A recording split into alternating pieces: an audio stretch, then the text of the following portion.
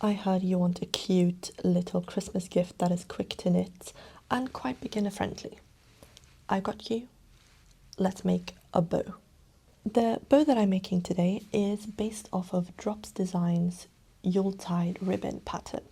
It's a free pattern like all Drops Design patterns. Can't recommend them enough.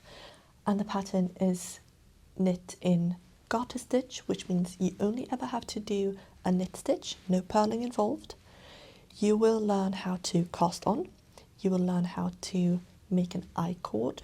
You will learn how to make an increase after an I-cord stitch. You will learn how to make a decrease for an I-cord stitch, and you will learn how to cast off. I'm guessing that you already know how to cast on. I'm guessing you've knit something before. I'm also guessing you know how to cast off and how to do a knit stitch. But the I-cord might be new, and the overall construction in this might be new as well. The original pattern is including an increase for the middle part, which makes for a chunkier bow. I wanted my bow to be quite petite. I wanted it to be equal in width all across, so I increased, then I knit a long snake, and then I decreased. No other shaping involved. So if you want to see how I did that and maybe knit along, keep watching. On the screen you'll see me casting on. First I'm measuring how long my long tail needs to be. I'm doing that by wrapping the yarn around two needles that I'm holding together to estimate how long one stitch will be. Then I make a slip knot and I insert two of my needles and I create 5 stitches. So the slip knot is the first and then 4 more stitches. Then I remove one of the needles, that will be my working needle. I start the I-cord immediately on the first round by slipping the first stitch with the yarn in front. So I am pretending that I will purl this stitch. I will be going in through the back of the loop with the yarn in front and slipping it onto my right needle. Then I take the yarn back to the back of the work and I knit 2 stitches.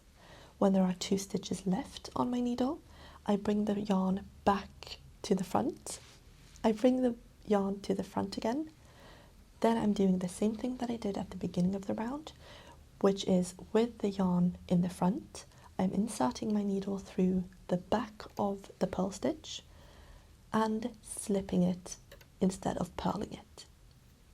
I then knit the last stitch and that's my first row complete. I knit 2 of these rows to establish the pattern. Then I start with the increase rounds. I begin by knitting my I-cord just like I've done before, and then I do a yarn over. In this case I do a yarn over from the front, looping my yarn over the needle and bringing it to the back of the work again, and then I knit until there are 2 stitches left in the row. Here is where things get a bit tricky, because I can't make a yarn over in the same direction as I just did, because I want to purl or pretend to purl my next stitch. Therefore, I actually yarn over in the other direction and bring the yarn back to the front. I return the yarn to the front and slip the stitch and knit the last stitch, completing my I-cord. On the next round, you'll see that I am I-cording as usual. When it comes to the yarn over, I want to knit it twisted. So the yarn is always across the needle with a back leg and a front leg. That means that the front is not necessarily the one that is facing you, but it's the part of the stitch that is furthest to the right. So to twist the stitch, I go through the back leg. That means that when I come to the next round, there won't be a hole. If you want to make lace work, you keep the yarn open, you keep the yarn over open by knitting and creating that hole, but here we want to keep it tight. So I'll twist this stitch. Then I knit until the row is finished, and this twisted yarn over is quite tricky, so you see that I have to manipulate the yarn and help with my fingers to get into the back leg of the stitch. Then I continue with the I-cord just as I have done previously. I do this increase every 6th row, 3 times. So in total I will have added 6 stitches to my original 5, leaving me with 11 stitches. I then knit and knit and knit. I knitted while watching a movie and another 30 minutes, so 2 hours in total. And if you want to skip the part where I chat, I'll leave a timestamp. You can just head on over to the part where I actually explain what's going on, but I will chat about the movie that I watched. It was Darjeeling Limited. It was quite nice. Be careful with that. You only want to take one drop. Prata runt allting. Sharing is caring.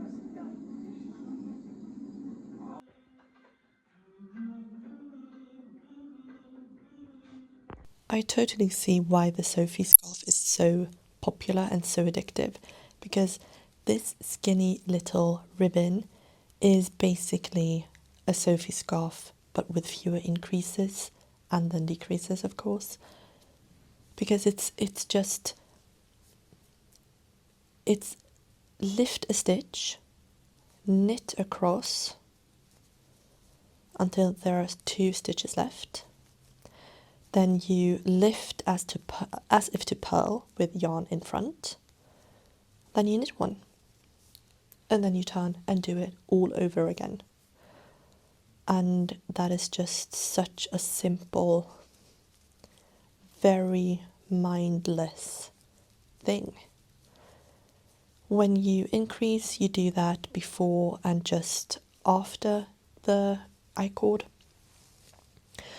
And this 2-stitch I-cord I think looks very neat. I've only made a 3-stitch I-cord before, and that didn't turn out as neat. That might also be because the yarn that I used for that wasn't... One of them was an animal fibre and the other one was a plant fibre, and I just thought that it didn't really even out the stitches like I would have wanted them to. But this being a silk mohair and a merino, a thin merino, it's very even, and the soft silk mohair definitely hides any imperfection. You can see that I have tied it a few times, so it has deformed. Before I tied it, it was a very satisfying, even tension, but now I have tugged at it a bit and tied it to see how far I've come and how much longer I want it to be. And I think that I have decided that I'll just knit until I run out of this ball of the soft silk mohair. That's how much I have left. So the tricky part is now going to be estimating how much yarn I need to finish the decrease section. But I will burn that bridge when I get there. But knitting this has really made me curious about the Sophie scarf. Would you be interested in seeing a video about the Sophie scarf experience? Let me know, because I would be down to make one.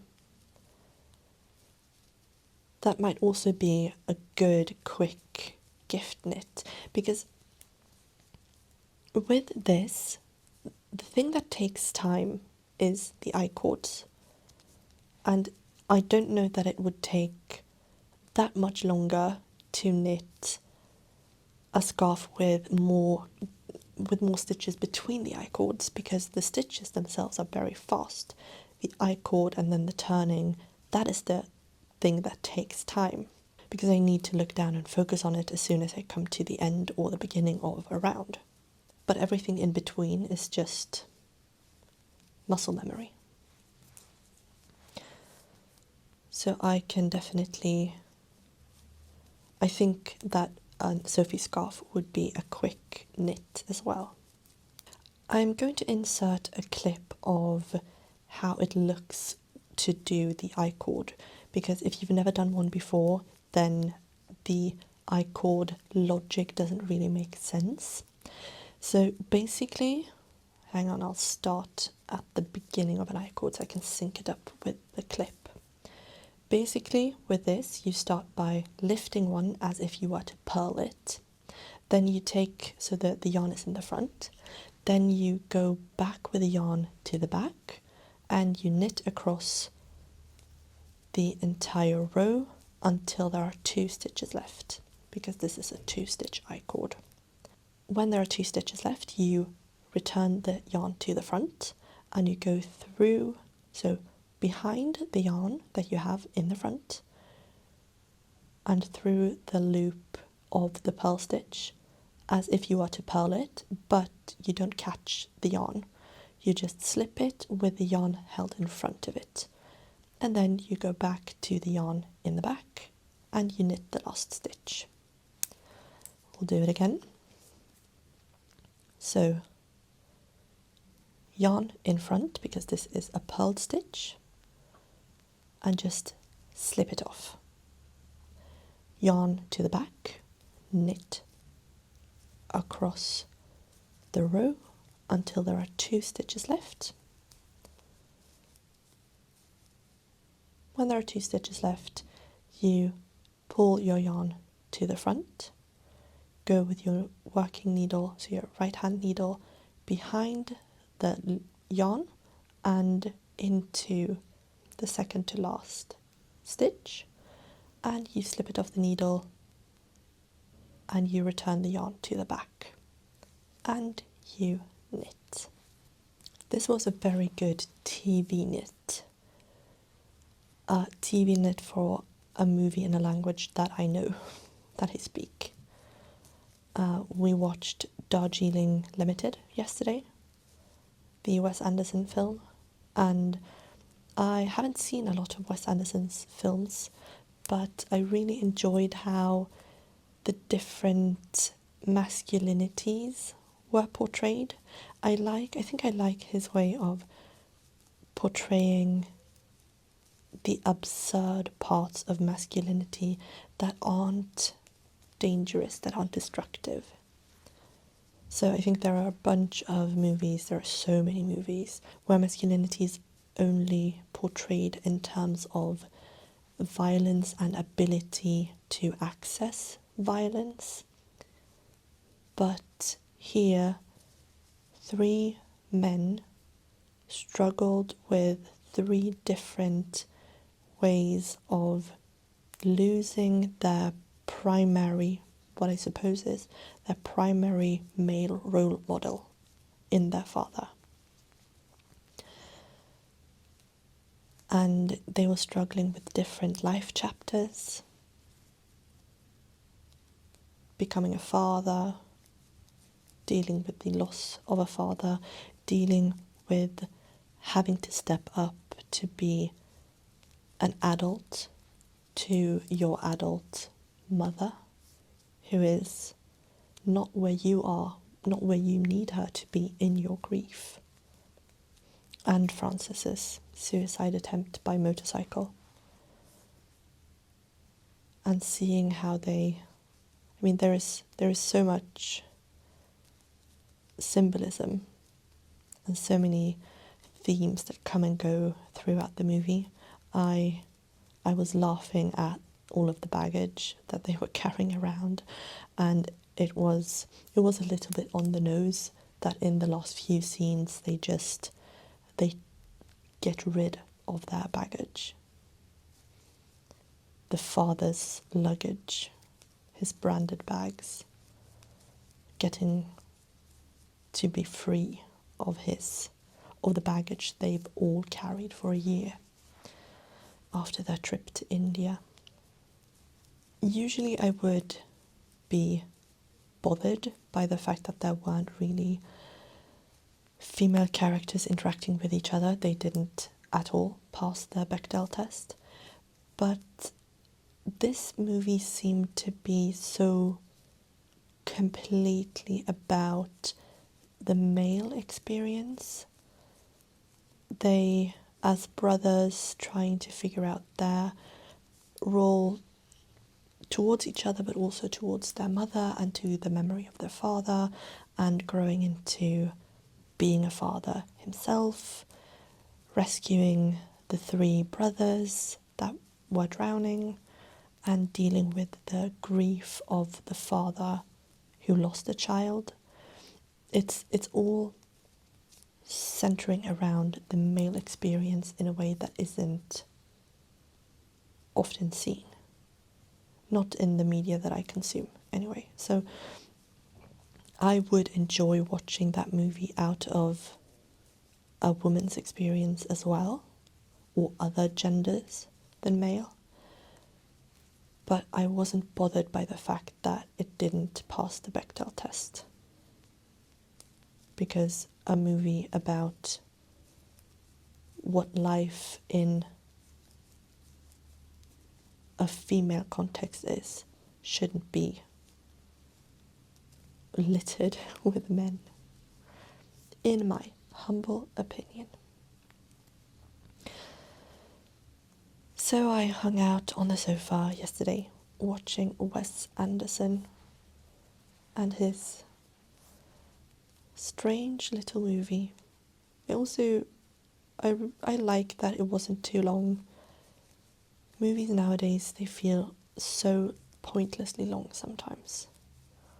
But this movie was lagom, just the right amount.